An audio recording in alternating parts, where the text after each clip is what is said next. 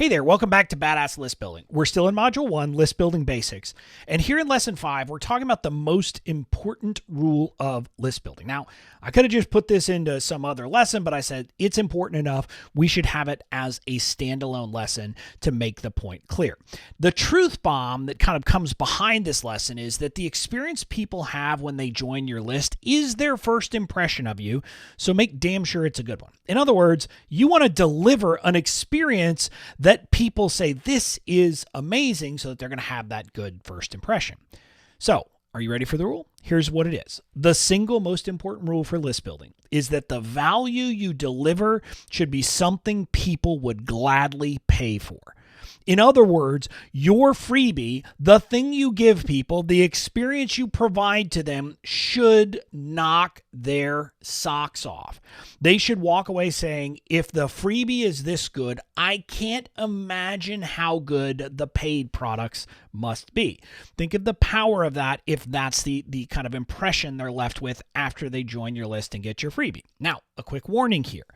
A lot of people say this, but don't really mean it. And what I mean by that is a lot of the people who are teaching list building will say that you need to adopt this mentality, but then they give you rules that really kind of circumvent that. Rules that effectively mean you're not going to give people an amazing experience.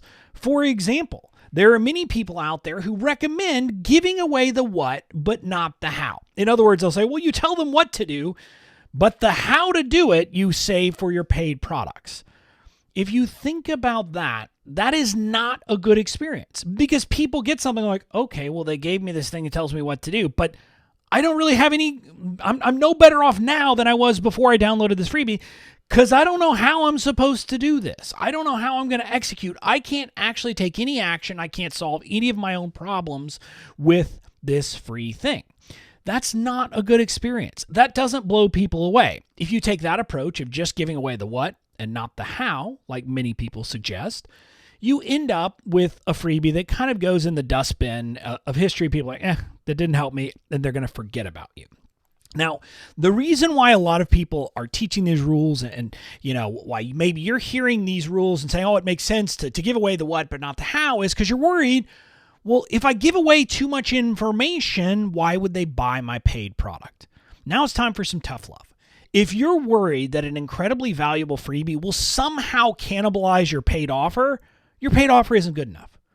If you're worried that somehow by giving an amazing PDF, for example, that tells people how to do the work, how to make progress, is going to mean they'd be unwilling to buy your paid product, you got a problem with your paid product. It's not that you're giving too much information away for free. It's that the offer you have that's paid doesn't have enough value. And I know that's tough to hear, but that is kind of the reality. That's what you need to be thinking, that you need to figure out, how do I improve my paid offer so that it's good enough and people are still going to want it even after I give them an amazing experience with my freebie. Now, kind of another way to look at it is that if the how of how to do something is only in your paid offer, most people aren't going to stick around long enough to buy it. In other words, you're going to be forgettable. You're going to be just another freebie that they downloaded, got into their inbox, and then did nothing with, made no progress, and so goodbye, they're done, and they won't be around when you ask them to buy your course, your membership, whatever your paid program is. That's kind of the problem with this logic of holding back the value until the paid offer. You need to create an experience that makes people want to stick around. And we're going to talk about kind of how to create a fantastic freebie, fantastic lead magnet in the next module, but I want you to have this mindset going in. And this is the idea that people who thrive in business are givers.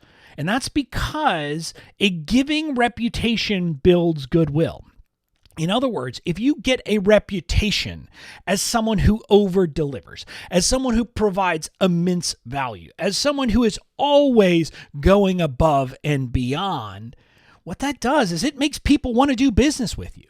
It makes people want to buy from you because this experience that they've had in the world of what's free, they in their mind say, I can't wait till I'm a paid client. I can't wait till I'm a paid customer because it's going to be even better. So that's the mentality you want to have. Now, again, I'm not going to say that you have to give away a whole university like some crazy guy you know here, but always ask yourself if you could give more value. That really is the thing that I want you to kind of shift, is instead of saying, am I giving away too much, say, can I give more? That's the mindset shift we need to really get you into the right headspace to execute list building the right way.